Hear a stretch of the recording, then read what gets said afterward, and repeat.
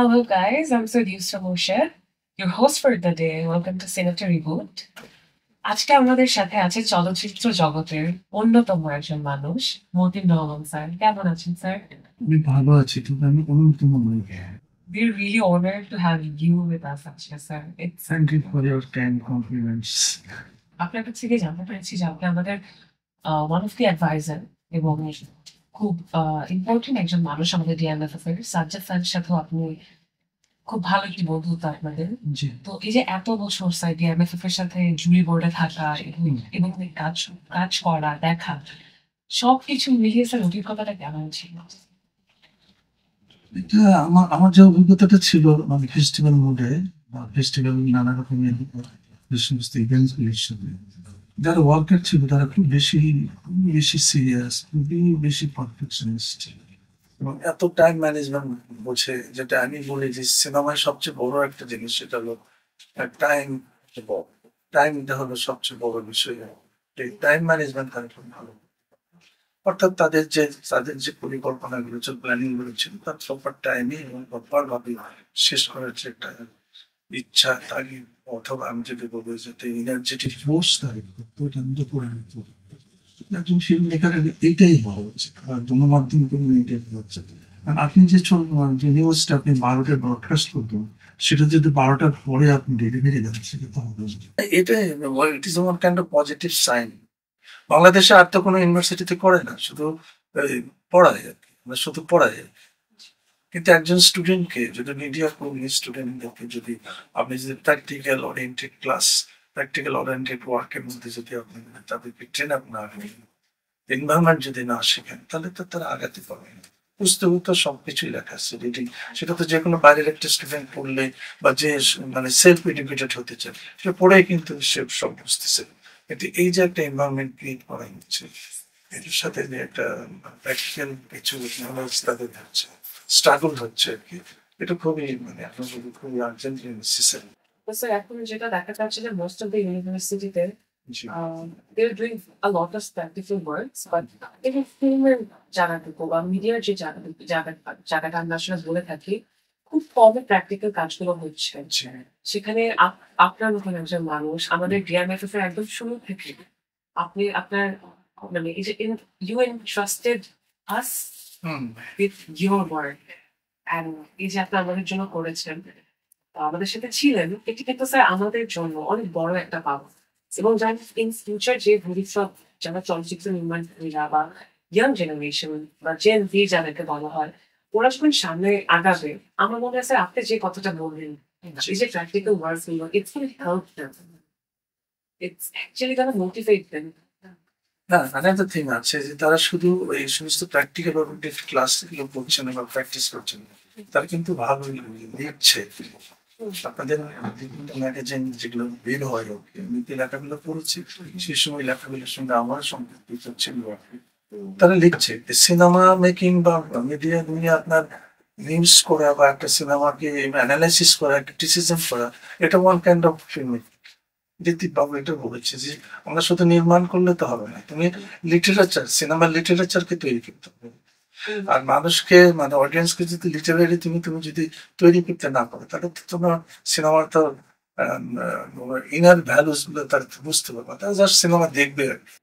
আরেকটা জিনিস যেটা আমি জানতে চাই যে আপনার শৈশবের কিছু স্মৃতি, ওখানে বেড়ে ওঠাটা যদি আমার সাথে একটু শেয়ার করতে চাই। আমি নওগাঁতেই বড় হয়েছে, নওগাঁতে আমার সব পড়াশোনা, নওগাঁ আমার জেলা শহর আর কি। তো আমাদের তো আমরা যে সময় বড় হচ্ছে, যে সময় মানে আমরা যদি বলি যে তারুণ্যের বাতাস আমরা পাচ্ছি আর কি, তারুণ্য ভরপুর, সেই সময়টা কিন্তু বাংলাদেশ, পুরো বাংলাদেশের একটা অস্থির মুহূর্ত যাচ্ছে, মানে 60 দশক আর কি। 69 এবং আন্দোলন বলেন, এই যে সব নানা মুভমেন্ট কিন্তু শহর কিন্তু হতো। কিন্তু আমি যে স্কুলে পড়াশোনা করেছি, সেখানে আমাদের যে শিক্ষকগুলো ছিলেন, তারা খুবই বেশি মানে যদি পলিটিক্যাল অ্যাওয়ারনেস তাদের প্রচুর ছিল এবং লিটারেরি অ্যাওয়ারনেস ছিল। এবং আমরা স্কুল কলেজ ফাঁকি দিয়ে সিনেমা দেখতাম। তো এই যে শিক্ষকরা কিন্তু বলতো যে তুমি যতই লেখাপড়ার সাথে বড় হও, তোমরা হয়তো চুরি চুরি করে সিনেমা দেখা, তুমি কি বেহুলার ছবিটা দেখেছো? সে সময় আমাদের না দারুণ ভাবে হিট করে গেল বেহুলার ছবি। তার মানে হচ্ছে বেহুলা তো দেখেছি আমাদের, বেহুলার ভিতরে এমন কি আছে? বললো তোমরা কি বেহুলা বুঝতে পারো না বেহুলাটা কি? মানে আমার যে সিনেমার প্রতি আসার যে মেন, যে আমি যদি বলে যে ম্যাগনেটিক যে ফোর্স, ওই শিক্ষক আমাকে বোঝাচ্ছে বা আমাদেরকে বোঝাচ্ছে যে বেহুলা কিন্তু এক ধরনের কিন্তু একটা সোশ্যাল মুভমেন্টের ছবি। আমি ভাই এটা কিভাবে হলো? বললো কেন, তুমি মনসাকে তুমি চিন্তা করো, সেই সময় পাকিস্তান আমলে হিয়া খান অথবা পাকিস্তান আমলে আইব খানকে মনে করো, সে ডিক্টেটরশিপ চালানোর চেষ্টা করছে, তাই না? এবং এগুলাকে মনে করো সে প্রটেস্ট করতেছে আর কি। এই যে একটা অ্যান্টি ফোর্সের সঙ্গে যে প্রোটাগনিস্ট অ্যান্টাগনিস্ট ফাইট যে করছে, এটা তো রূপভাগে তোমাদের নির্মাতা দিয়ে দিচ্ছে আর কি। আমি সেই সময়ে যুবককালে আমি বিস্মিত হয়ে গেলাম যে এই মিনিংটা সে কিভাবে করলো। এবং পরবর্তী সময় আমার ধারণা মতে এটা কিন্তু রাইট। এখান থেকেই জীবন থেকে নেওয়া চলচ্চিত্রের যে সূচনা কিন্তু এখান থেকেই শুরু। সে ইনডাইরেক্টলি কথা বলবে, ইনডাইরেক্টলি কথা বলবে। এই ধরনের সিনেমা নিয়ে ভাবা, সিনেমা নিয়ে পড়া। আর আমাদের, আমরা যে পরিবারে, আমি যে পরিবারে মানুষ হয়েছি সেই পরিবারটা পুরোটাই কিন্তু সিনেমার এগেনস্ট। কারণ অবশ্য শহরের পিতামাতা কখনো চায় না যে সিনেমাটি নির্মূল হোক। এটা আমাদের একটা এরিয়ার ছিল আর কি। তারপর ঢাকা আসলাম, ঢাকা সেটা নতুন জগৎ আবিষ্কার করলাম। স্যার ঢাকায় কবে এসেছিলেন? 72। রাইট আফটার দ্য লিবারেশন হয়, 71-এর পরপরই। আপনার প্রথম স্যার ডেবিউ যে ফিল্মটা করেছিলেন, জি ওটা একবারে যুদ্ধের পরপরের সময়টা, 1972-তে, না, সেটা হলো আপনার 82-তে। 82-তে। আমার প্রথম ছিল 82-তে লাল কাজল। স্যার এই যে যুদ্ধের টাইমটাতে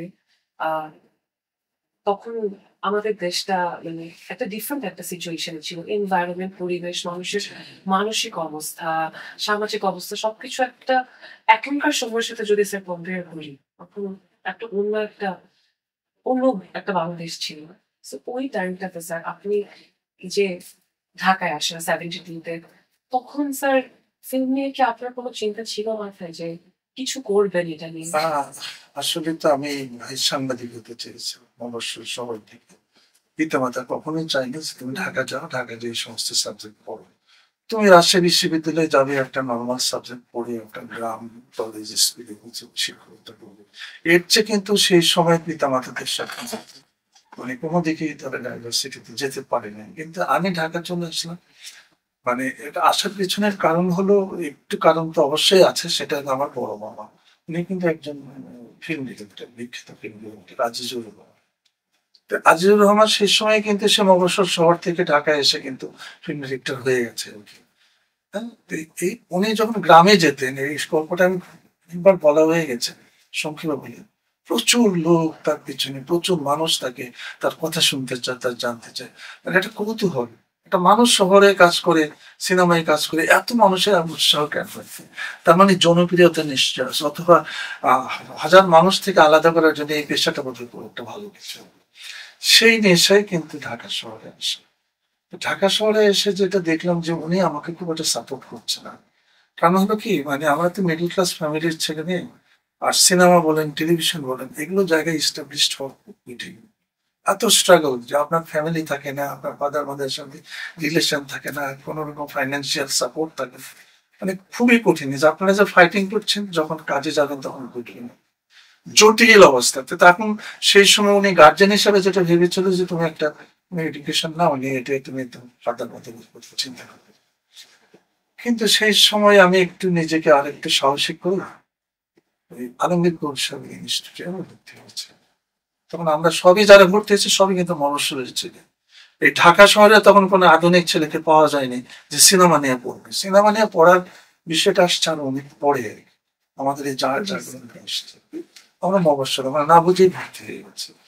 তো সেখানে যে পাঠটা পেয়ে গেছি সেটা হলো আলমগীর কবিরের যে লেসনটা ছিল যে তুমি পড়তে হবে সিনেমা, পড়ে সিনেমা পড়া শিখতে হবে, তারপর তুমি কাজ করো। তারপর আস্তে আস্তে আমার এফডিসিতে চলে, এফডিসিতে ঢোকা, এফডিসিতে ক্লাস দেখা, দেখতে দেখতে আজকে জায়গায় বসে। স্যার আমি নিজে আপনার মানে এই যে একটু করে একটা বায়োগ্রাফি দিলেন স্যার, আমি নিজেই খুব শকড আসলে শুনে। না তুমি সব ধরে না, আমি বলি আমার বাবা কিন্তু 5 বছর আমার সাথে কথাই বল, আমি ঈদ পরে যেতাম, আমার সাথে কথা বলতো না, আমার পাশে দাঁড়িয়ে না আমার সাথে বলতো না। কারণ তার খুব আমি কেন সিনেমায় গেছি, আমার সাথে কথা বলতে মজা লাগে। ঢাকা থেকে কবে আসা হলো, ঢাকায় আবার কবে যাওয়া হবে, ঢাকায় কি ভালো থাকা হয়, কোনো কি অসুবিধা হয়, অনেস্ট থাকার চেষ্টা করবে, তোমার জীবন তোমার কাছে, এইভাবে আমার সাথে কথা বলতো। আমার কোনো প্রেজেন্টেশন মানে ঢাকা থেকে যদি মসজিদ মনে করেন যায় না মাছ তসবি, মানে উনি তো ওগুলো পছন্দ করে, আমি নিয়ে যেতাম, উনি ওগুলো ব্যবহার করতেন না। পরে আস্তে আস্তে আস্তে আস্তে নিজেকে ভাবে সে মেনে নিছে, কিন্তু একটি শুধু কথা বলেছিল যে তুমি যেখানে আছো সব দায় দায়িত্ব তোমার, আমি তোমাকে পৃথিবীতে এনেছি, ভালো দিক দেখিয়েছি, এর ভালো মন্দ সব তোমাকে বহন করতে হতো, মানে অনেক থাকার চেষ্টা করি সব ক্ষেত্রে। এটা কিন্তু এটা কিন্তু মানে আনটোল্ড স্টোরি আর কি। আমি মনে করি যে প্রত্যেকটা মানুষই, বিশেষ করে আমাদের এমন একটা সমাজে, এমন একটা দেশ, এমন একটা ধর্মের প্রেক্ষাপটে আমরা মানুষ হচ্ছে, আমাদের এই ধর্মের বাধা আসে। আধুনিক হয়তো ছেলেপেলে যারা আমার সাথে আমার সঙ্গে কাজ করছে তাদের হয়তো নাই, কিন্তু আমাদের সেই সময় প্রচুর প্রচুর কষ্ট হতো। মানে সিনেমা, টেলিভিশন এগুলো কেউই নিতে পারতো না। ধর্মের শাসন ছিল, আর একটা অনিষ্টের জীবন ছিল। ঠিক আছে। তারপরে স্যার আজকে আপনি মতিন রহমান যে পজিশনটাতে আছেন, আপনি নিজেকে sir I think you proved yourself আপনার কাজ দিয়ে, আপনার ফিল্ম দিয়ে। না না, মফিজ রহমানকে আপনি আলাদা সত্তায় আপনি ভাগ করতে পারবেন না। আমি একটু বুঝাই বলি, আমার নির্মাণের পিছনে অনেক মানুষ কাজ করেছে। আমি একা একটা মানুষ তৈরি হতে পারি না। ফিল্ম আপনারা দেখেন, আজকে আপনি আপনি আমার সাথে কথা বলছেন, কতগুলো আলো জ্বলছে, কতগুলো ওয়ার্কার, টেকনিশিয়ান, সব কিন্তু এই সমস্ত কিছু একটা আয়োজন বসে আছে এই অনুষ্ঠান যাতে সুন্দর হয়, তাই না? তেমনি একটা সিনেমায় যখন কেউ আসে, ইয়ং জেনারেশন ছেলে আসে, তখন তাকে অনেক লোক তাকে সাপোর্ট দেয় আর কি। বিশেষ করে আমি তাদের নাম আমি বলতেই পারি আর কি। তারা আমাকে তৈরি করছে, তারা আমাকে গাইড দিচ্ছে। যেমন এটিএম শামসুজ্জামান, আপনি সবাই তাকে ভিলেন বলে জানেন, একটা ভিলেন, একটা কমিক চরিত্র, কিন্তু ওনার মতো কিন্তু পড়াশোনা করা জানা, উনি কিন্তু পিতার দ্বারা কিন্তু বঞ্চিত সন্তান। ওনার বাবা ওনার সাথে কথা বলতেন, ওনার বাবা ছিল হসপিটাল হলো লয়ার, উনি সিনেমায় যাবে, ওনার বাবা 5 ওয়াক্ত নামাজ পড়ছে, অজুর বদনা তাকে এগিয়ে দিতে হচ্ছে, সেই মানুষের ছেলে এটিএম শামসুজ্জামান সিনেমা করবে, আর উনি কিভাবে ওটা মেনে নেবেন? তো ওখানে কিন্তু একটা বিরোধ ছিল আর কি। তারপরেও কিন্তু সে তৈরি হয়েছে, এবং এমন ভাবে তৈরি হয়েছে, মানে সে লিটারেরি এত বেশি সে স্ট্রং, সেটা তাকে সিনেমাতে হেল্প করেছে। এবং সে যখনই যার সাথে মিশেছে, যদি তার মধ্যে কোনো পটেনশিয়ালিটি দেখে, তখন তাকে সে গাইড করার চেষ্টা করতে, রিড রিড মোর রিড, বুঝে গেছে? তো এদেরকে কেমনি আপনি অস্বীকার করবেন, বা আমার মামাকে কি করে অস্বীকার করবেন? আপনি বাংলাদেশে কেন, পৃথিবীতে এমন কোন ইতিহাস নাই যে একজন সুপারহিট ডিরেক্টর সে নিজেই ছবি বানাচ্ছে, হিট হচ্ছে, এবং প্রডিউসাররা তার পিছে ছুটছে আর কি, কমার্শিয়াল ছবি। মানে তাকে বানালেই, এখন আয়ান রবি, তাকে বানালেই আপনার ছবি হিট করবে, প্রচুর টাকা আসবে। মানে শুনে অবাক হয়ে যাবে যে দীপজল সাহেবের মতো লোক কিন্তু রায়ান রবির কাছে যাচ্ছে। গত পরশু দিনের কথা, যে তুমি আমার একটা ছবি বানাও, তুমি বানাও, কারণ হলো দর্শক দেখুক, অনেক মশা আসুক, তাই না? এটা তো ফিল্ম একটা বিজনেসের মতন মনে করছি আমরা, যদিও এটা নানাভাবে শিল্প ভাষায় চিন্তা করছি, এটা করতে থাকি না, আপনার অসুবিধা নেই, কিন্তু মাস পিপলের জন্য কিছু তো একটা দিতে হবে। তো যাই হোক, সেই মামা যখন প্রথম ছবিটা নির্মাণ করছে, সেটা কিন্তু কমার্শিয়াল ছবি না। তাহলে উনি বানাতেন, উনি তো আমার চেয়ে বড় নির্মাতা, উনি তো আমার টিচার, তাই না? তো উনি বানালে তো ওটা তো অনেক বেশি ভালো বানাতেন, অ্যাওয়ার্ড টাওয়ার্ড পেতেন। উনি কিন্তু কোনোদিনই অ্যাওয়ার্ড পাননি। সেই ছবিটা বানানোর জন্য আমাকে নির্বাচন করেন যে তুমি আমার ছবি বানাবো, ফাইন্যান্স বাই মন্ত্রীলাল আইজুর রহমান। তাহলে এরকম সৌভাগ্য, এরকম সাপোর্ট, এরকম মানে আউটার স্পিড, আমি ভাগ্যবান, যার কারণে হয়তো আমার নামটা ফুটে উঠেছে। This is really amazing. আমার আপনার সাথে আজকে এখানে বসে থেকে স্যার যে জিনিসগুলো আমি আপনার কাছ থেকে শিখছি, যে এক একটা স্টোরি আপনি বলছেন, আই থিঙ্ক আমার যে পয়েন্ট অফ ভিউটা ছিল এতদিন, অনেক কিছুই স্যার চেঞ্জ হচ্ছে সিনেমা নিয়ে, মানুষ নিয়ে, সিনেমার পিছিয়ে মানুষগুলোকে নিয়ে। আমাদের সমস্যা কি জানেন, আমাদের নিউ জেনারেশনের ডিরেক্টররা বা যারা আসে ডিরেক্টর হওয়ার জন্য আসে, তারা ডমিনেটেড বাই প্রডিউসার। কেন জানেন? তাদের যে নলেজ, তাদের যে ধারণা, তাদের যে চর্চা, তাদের যে বোঝার চেষ্টাটা এত বেশি কম থাকে, যার কারণে প্রডিউসার ডমিনেট করলে তো আপনার ছবিটা হবে। আর আপনি যদি অনেক কিছু জেনে আসেন, অনেক কিছু বুঝে আসেন, এবং তাহলে দেখবেন যে প্রডিউসার আপনাকে হেল্প করবে। তা আমি হলে সেই লাকি পারসন। আমি শাবানার ছবি বানিয়েছি, শাবানা কোনোদিনই বলেনি তুমি কি স্টোরি নিবা, কোনোদিন বলেনি কোন কাস্ট নিবা। তবে স্বাভাবিকভাবে উনি যেহেতু ছবির প্রডিউসার, স্বাভাবিকভাবে ওনার চরিত্রটা উনি ভালো মতো বুঝে গেলেন। এবং মানে ফুল ফ্রিডম, তুমি কি চাও, কোথায় শুটিং করবো বলো, কোন মানে বাজেটের কোনো প্রবলেম না। আমি একইভাবে আমার প্রত্যেকটা ছবি নির্মাণের পিছনে এই একটা স্টোরি ছিল যে প্রডিউসার আমাকে আমার চাওয়ার চেয়ে বেশি তারা দিয়েছে, কারণ তাদের একটা কনফিডেন্ট তৈরি হয়েছিল যে এটা হবে, এটা ভালো হবে।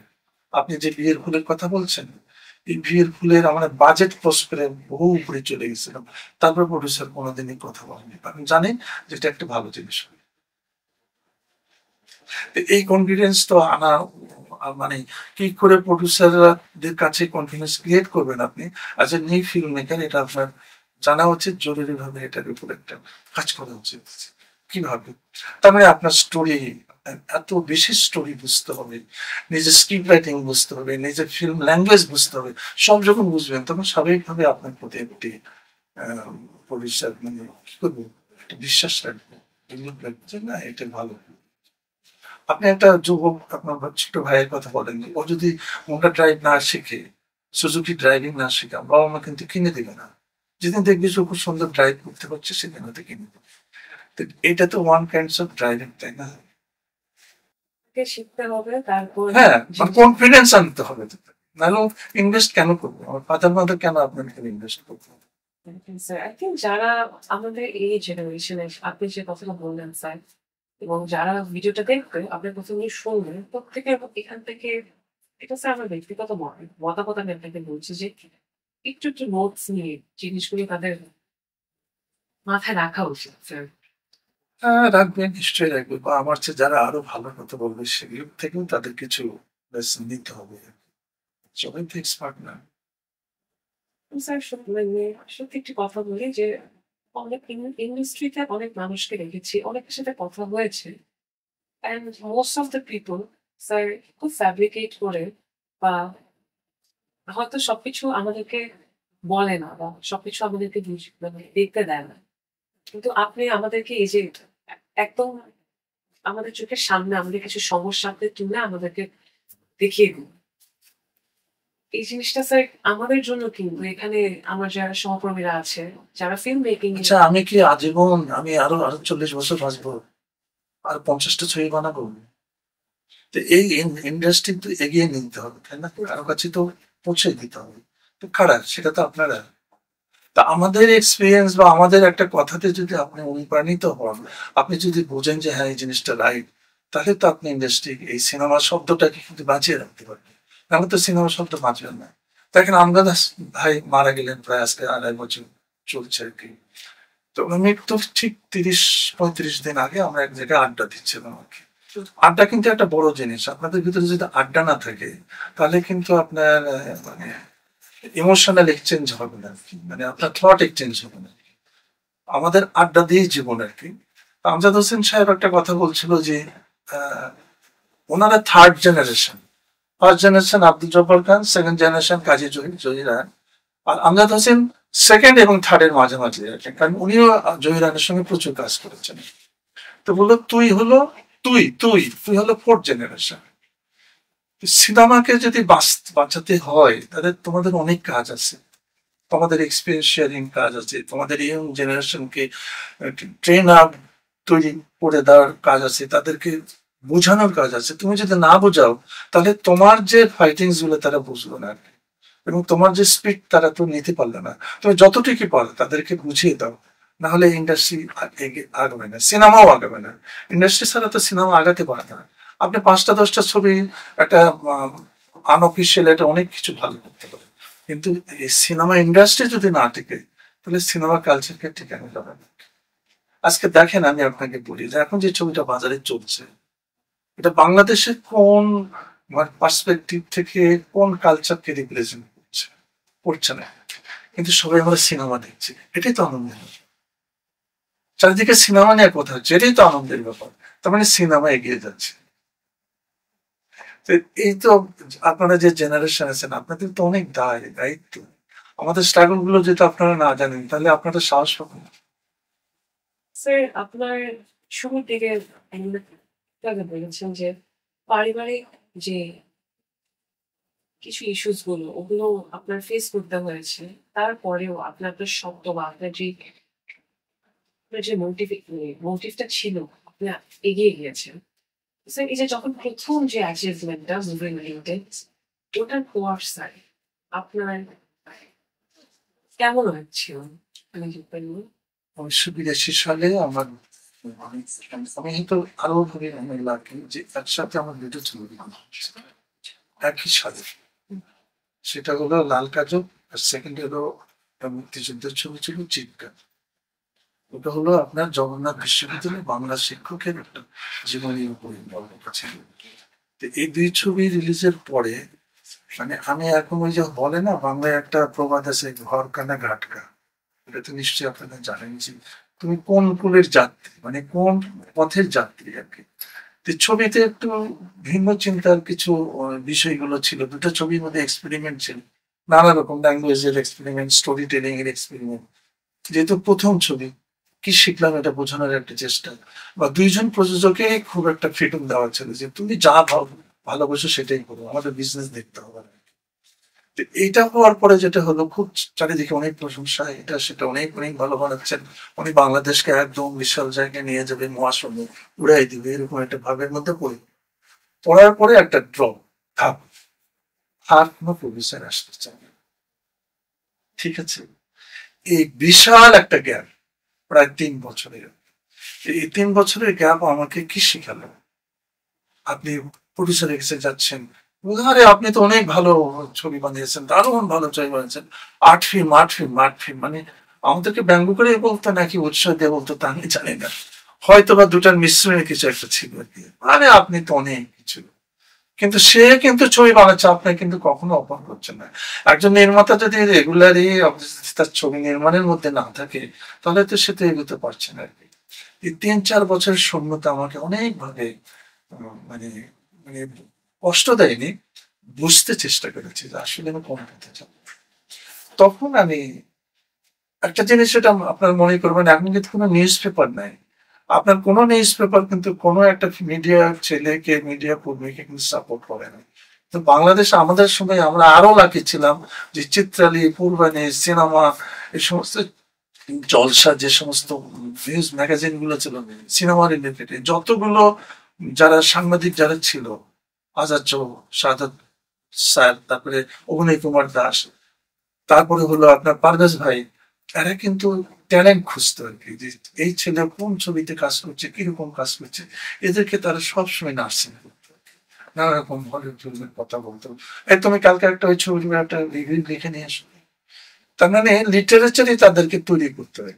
তো সেই সময় তাদের যে একটা সাজেশন ছিল যে আমরা এমন একটা দেশে আছি, বাংলাদেশে এমন একটা দেশে আছি, তুমি একটা ব্যালেন্স করো ট্যালেন্টটাকে, তুমি পুরোপুরি যে পথে হাঁটছো সে পথে হাঁটতে গেলে বেশি দিন জিনিস করতে পারবে না, পথে মাঝামাঝি পথে আসে। এই মাঝামাঝি পথটাই হলো দর্শকের বিনোদনও করো, আর পুরো ছবির ভিতরে কিছু একটু সায়েন্স সিগনেচার হলো, এটাই হলো আমার চলার পথ। আমি তো কমার্শিয়াল ছবি বানিয়েছি, প্রিয় কমার্শিয়াল, কিন্তু আমাকে লোকে একটু পছন্দ করে, ও যে একটু সাইন রাখার চেষ্টা। আমি কিন্তু পুরো কোনোদিনই এর শিল্প ছবিগুলো আলাদাভাবে বাজারে নেমে পড়িনি, আমি ওটা বুঝি করি, কিন্তু অনুভব করতে পারি। তো এইভাবে চলা, আমার মনে হয় অনুষ্ঠানটা অনেক বড়। That's so weird. Everyone is very eager and They're all silent. so সবাই আপনার কথায় মনে করতেছে। Trust me when I say this. আমি নিজেই স্যার আপনার কথাগুলো শুনে আপনার প্রত্যেকটি কথা আমার কাছে মনে হচ্ছে যে প্রত্যেকটা কথা এক একটা লাইফ লেসন আমি আসলে জীবনটা সবসময় সুন্দর নাও হতে পারে বাট তেমন জীবন থেমে থাকবেন না, থ্যাংক ইউ। এই যে কথাটা বললেন স্যার পরিচালক হিসেবে একটু সমস্যা হয়েছিল তো তাই বলে আপনি তো স্যার গিভ আপ করে দেন না জি। আমাদের জেনারেশন হচ্ছে স্যার আমরা একটু কিছু হলেও আপনাকে ডিজার্ভ করতে না, পেরেছি। না, না। স্যার এই যে আপনার এই এতটুকু কথা আপনি একটা বাজারে বিখ্যাত ছবি দিয়েছেন, হিট ছবি দিয়েছেন, আমি নাম বলছি না, আমি নিজে প্রচার করতে চাচ্ছি, সুপার হিট। হুম, সে সময় কিন্তু আপনার এই ডিজিটাল ফরম্যাট ছিল না, হুম, সে সময় ছিল 35। আপনারা নিশ্চয়ই জানেন, বাংলাদেশের হিস্ট্রিতে জানেন যে 35 ফিল্মে শুট হতো, সেটা ডেভেলপ হতো, প্রসেস হতো, হ্রাস হতো, কাট করতে হতো, আবার নেগেটিভ অনেক প্রসেস কিন্তু। এবং ওই যে একটা ছবি নির্মাণের সময় যে টেকনোলজিক্যাল প্রসেসের ভিতর দিয়ে যেত, ওর ভিতরে কিন্তু এই যারা ওই সময় কাজ করেছে তারা কিন্তু তৈরি হচ্ছে, সময় সময় যাচ্ছে না। তো আমার সেই ছবিটা এফডিসি তখন ল্যাবরেটরি, যেটা কালার ল্যাবরেটরি, ঈদের দুটো করে ছবি রিলিজ হতো, 20টা 40টা প্রিন্ট দেওয়া হতো, মানে 40টা হলে এই 40টা এই ছবিগুলো যাবে। এরপর তাদের আর ক্যাপাসিটি নেই, 24 আওয়ার্স প্রিন্ট চলছে। কিন্তু আমার সেই ছবিটা হঠাৎ করে ডিমান্ড, মানে মানে রিলিজের মোমেন্ট, মানে বিফোর রিলিজ ডিমান্ড বেড়ে গেল।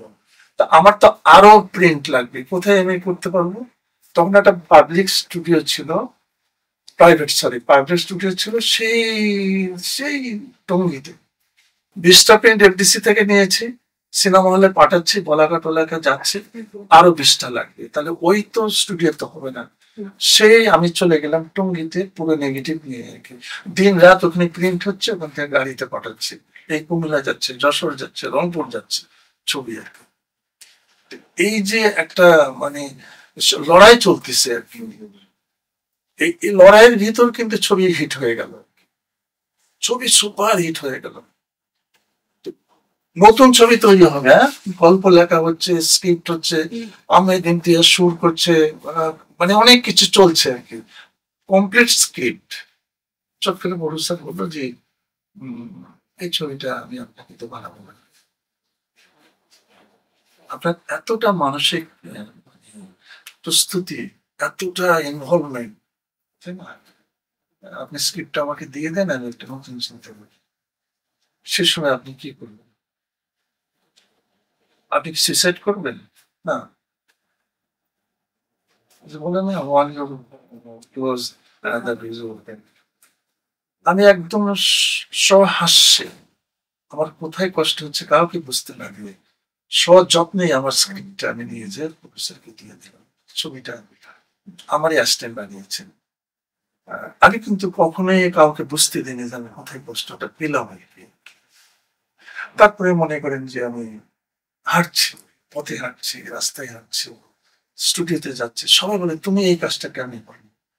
তবে আমি তো পারি, আমি পারি। বলে তুমি টলারেট করছো কি করে, তুমি সুইসাইড করলে না? এত বড় সুপার হিট ছবি হয়ে গেছে, এরপরে তো তুমিই বানাবে ওই প্রোডাকশন ছবি, এটা নিয়ম। একটা ছবি প্রোডাকশনের কোনো হিট করে গেলে ওই প্রডিউসার ও বারবার তাকে দিয়ে 2-3টা ট্রাই করে। কিন্তু দেখেন ওয়ান ফাইন মর্নিং দেখা গেল যে হঠাৎ থেকে একটা কল আসলো যে আপনি একটু আসেন আমাদের সাথে, একটু চা খাবেন। একজন অন্য প্রডিউসার, নতুন প্রডিউসার, সেও খুব নাম করে, সে হয়তো আমার পেনটা বুঝতে পারছে, বা ও যে সুপার পাওয়ার আছে না, সুপার পাওয়ারতে রিলেট করেছে তাকে। বলে আপনি এক কাজ করেন, আপনি আমাদেরকে একটা স্টোরি দেন আর একটা ছবি বানান। তো আকাশ থেকে পড়ে গেল যে এইভাবে আমাকে ডেকে নিল। সে ছবিটা সুপার হিট, নাম বললাম না, আপনার মা সে নামটা উচ্চারণ করছে দেখেন। তাহলে হতাশ আমি কেন হব ভাই? আমার লাইফটাতে আমি শেষ করতে পারি না, তাই না? আমি তো ক্রিয়েটিভ মানুষ। রবীন্দ্রনাথ কেন এত বড় হলো? সমস্ত বেদনা কিন্তু কাউকে কেঁদে প্রকাশ হবে, কান্না দিয়ে, যে আমার স্ত্রী মারা গেল, আমার অধীন বিপদগামী হয়ে গেল, আমার মেয়েটা মারা গেল, কাউকে বলছে, কাঁদছে। রবীন্দ্রনাথের কোন শটে দেখেছেন যে তার চোখে পানি? তার প্রামাণ্য চিত্রে কোনো হাসির ছবি নাই কেন, সে বেদনাকে ধারণ করেছে বিষ পানির মতো মুখে, তারপরে প্রকাশ করছে। একজন ক্রিয়েটার তো সেটাই করবে।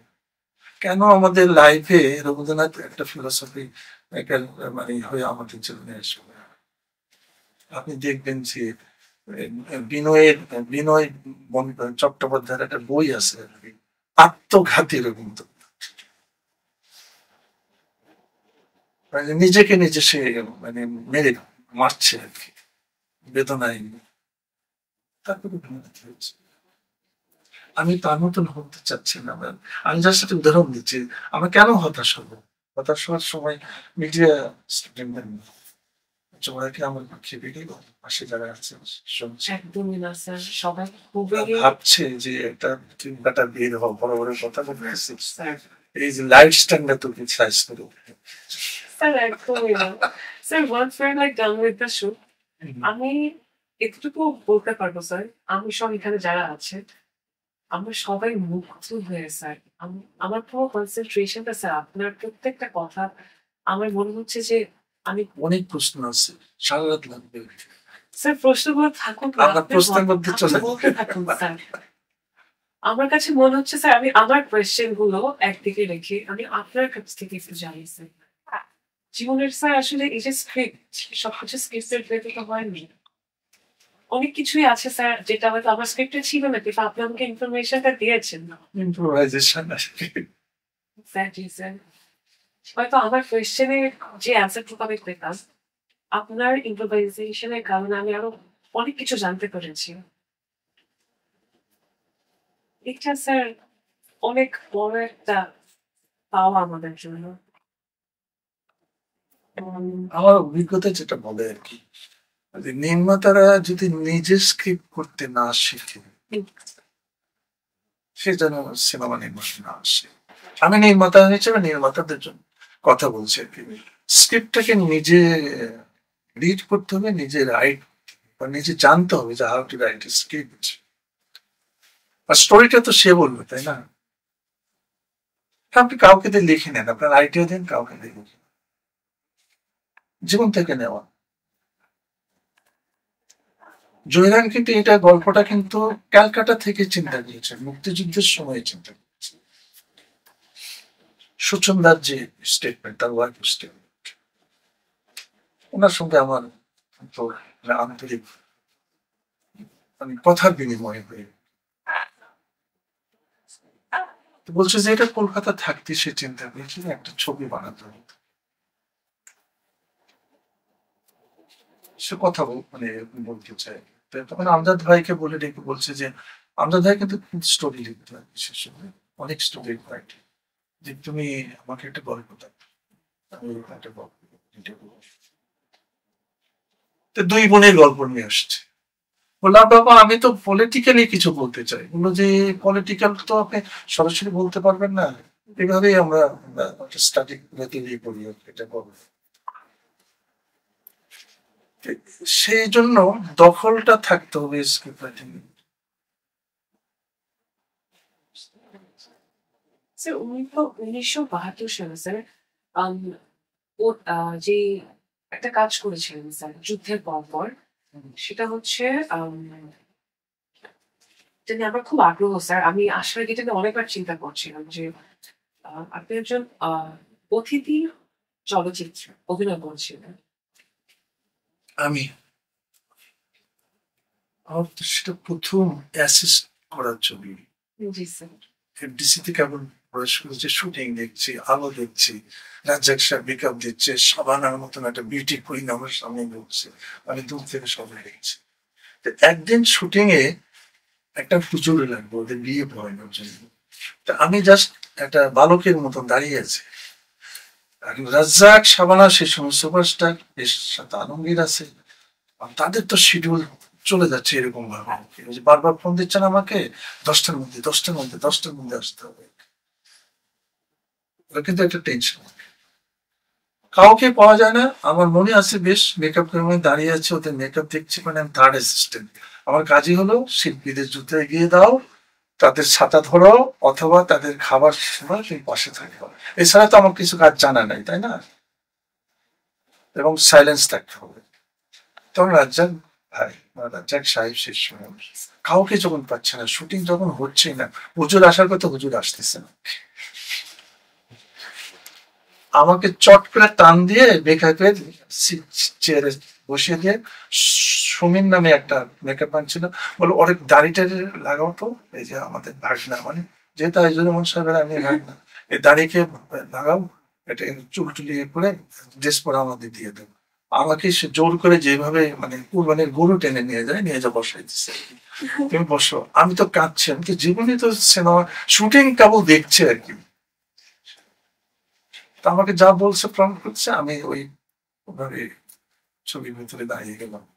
এটা অভিনয় না, মানে অভিনয় রং রং করে ঢং করে অথবা কি করা শূন্যপুর। কেমন লাগছিল স্যার ক্যামেরার সামনে এসে তখন? ওর মুভি নাই, আমি তো পাজল হয়ে গেছি, তাই না? আপনার অপারেশন থিয়েটারে যখন যাবে তখন আপনি কাউকে জিজ্ঞেস করবেন কেমন লাগছে, ওইটা একই অবস্থা আর কি। ওটা আমার পরবর্তী সময় খুব মজার ঘটনা ঘটছে। ওই ছবিটা যখন আমার জেলা শহরে রিলিজ হয়েছে, তো কিছু লোকজন দেখছে যে ওই লোকটা আমি, আমার বাবাকে বলছে শেষ, যা ছিল ফাইনাল হয়ে গেছে আর কি, সিনেমাতে অভিনয় করছে।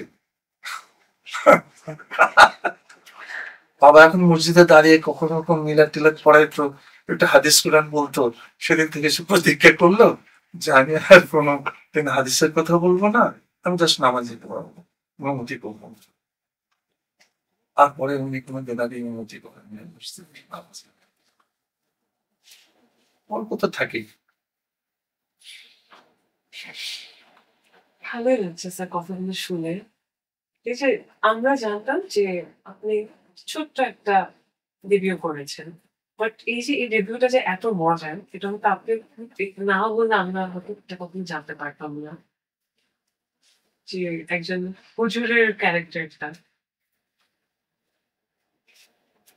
হয়ে গেছে, হঠাৎ হয়ে গেছে।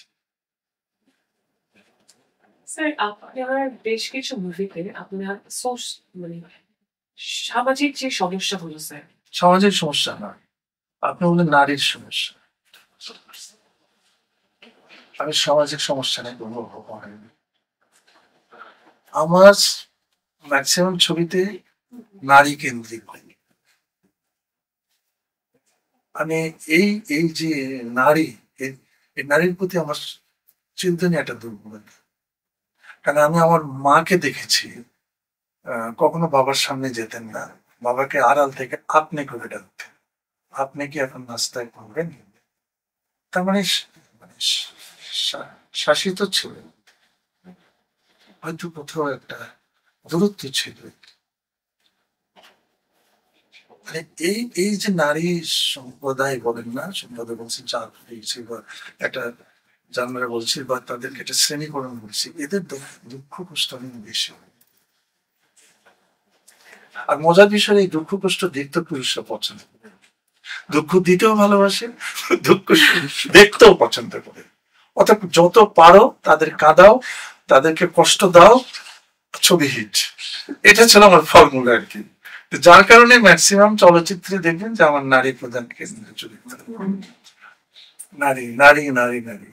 আপনি আপনারা দেখেননি ইয়েতে আপনার চিৎকারে দৃশ্য ছিল যে একটা প্রসব কাতর মেয়ে শহরে কোথাও স্থান পাচ্ছে না তার প্রসব পরিবেশ, সে হাঁটতে হাঁটতে সে কোথায় আপনার সে আজমপুর গোরস্থানে চলে গেছে।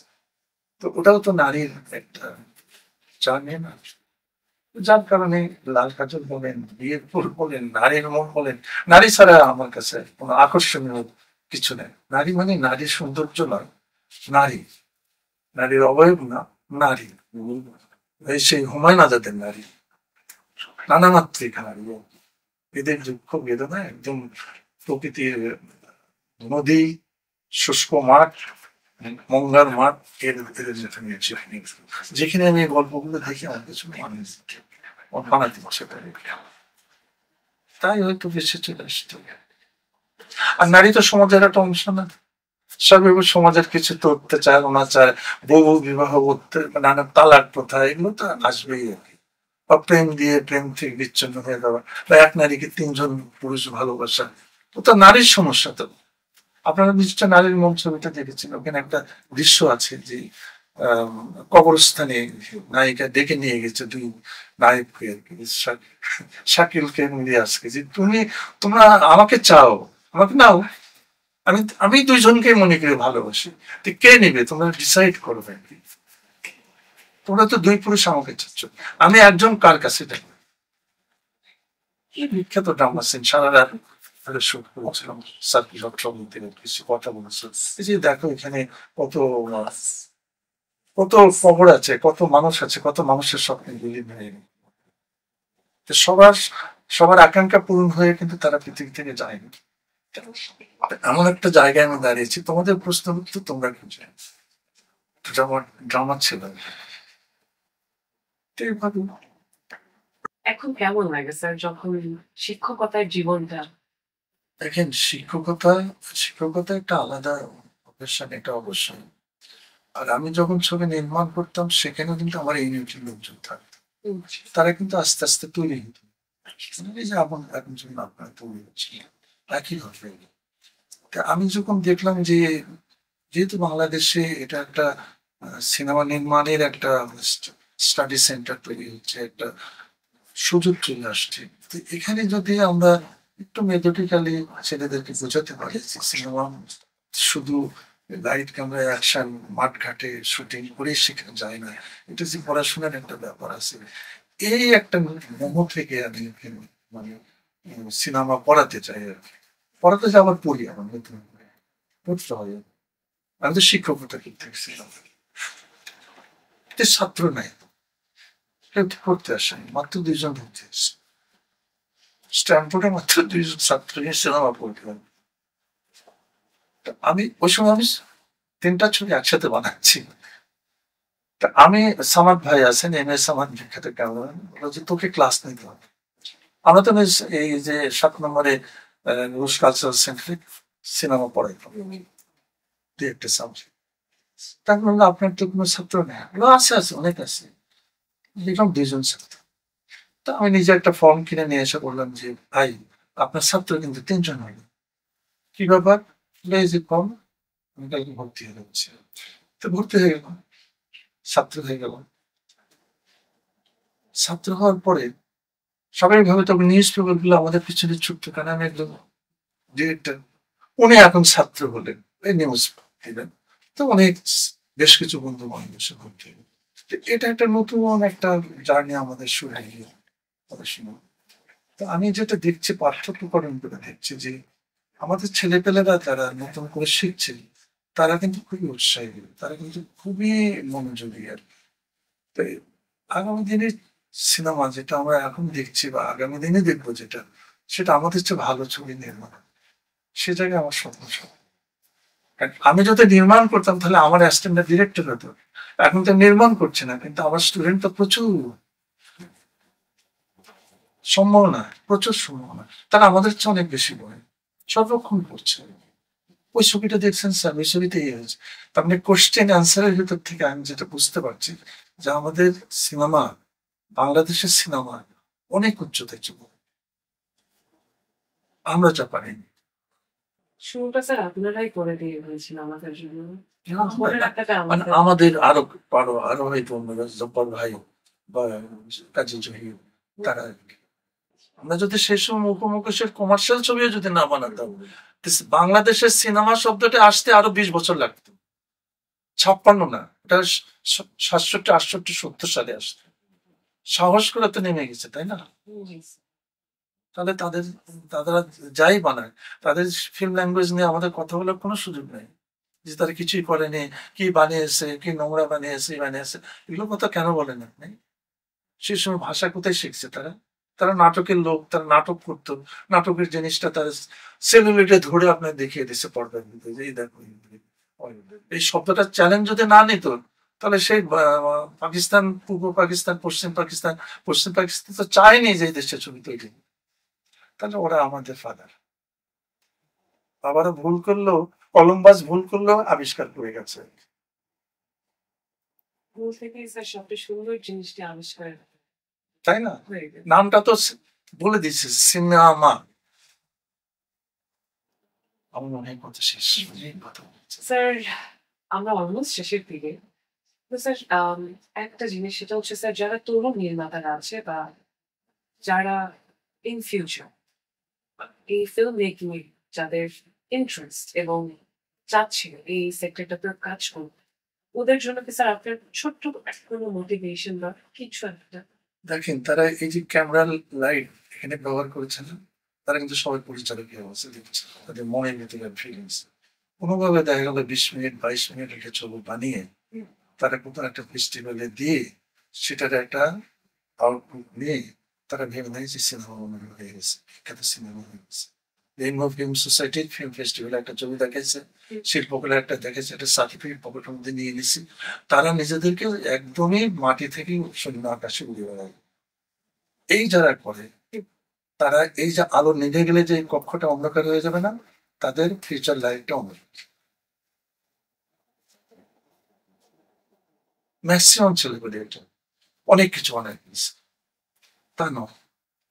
আপনার তো বানানোর শেষ নাই, কেবল তো শুরু হয়। অথবা আপনাকে অপেক্ষা করতে হবে যে সাফল্যটা আসছে, সাফল্য ধরে রাখার জন্য আরো পরিশ্রম করতে হবে, আরো পরিশ্রম করতে, আরো কম্পিটিশন যেতে হবে এবং আরো স্টাডি করতে হবে। আপনি থেমে গেলেন, শেষ হয়ে গেল। আমি একটু দুঃখ দিয়ে কথাটা বলবো। অনেক অনেক ধন্যবাদ।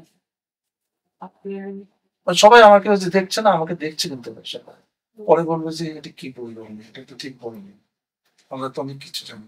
আরে আপনি তো অবশ্যই অনেক কিছু জানেন, আরো একটু জেনে আমাদেরকে বুঝিয়ে দেন যে আরো জানি। Oh, sir, thank you very much. Thank you so much for your valuable information.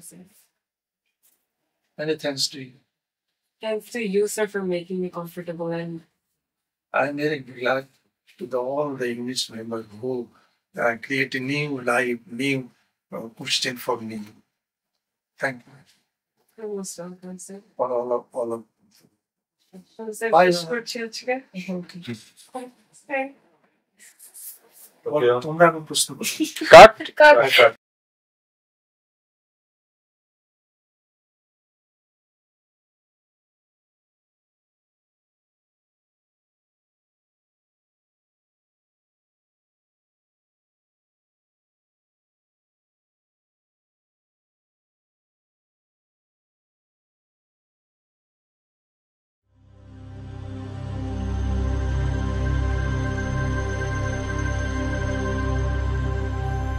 you